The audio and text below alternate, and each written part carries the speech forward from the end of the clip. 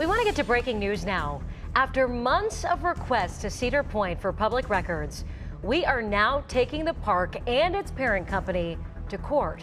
Today, 3 News and sister stations across Ohio filed a lawsuit in the Ohio Supreme Court. 3 News investigator Marissa Saenz is here to tell us what Cedar Point records we are fighting for and why we are fighting for them. Marissa, good evening. Laura, good evening to you. This lawsuit is seeking sexual misconduct reports and safety records from Cedar Point.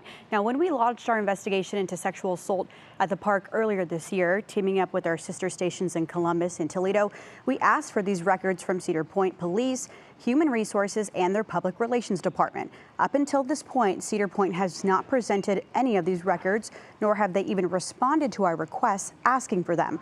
The city of Sandusky and Cedar Fair launched what they call a, quote, private police department in December of 2014. However, the department is certified by the Ohio Attorney General's office because its officers undergo Ohio Peace Officers Training. Cedar Point Police regularly works with Sandusky Police to investigate incidents on park grounds and exercises the same authorities any other law enforcement agency would. Operating this way means that Cedar Point Police is subject to Ohio public records laws. And Laura, after months of waiting for these records, with the backing of our parent company, we are taking this to court. I know this is something that you've been working on for a long time, like you said. So what might we receive in these records should the court rule in our favor?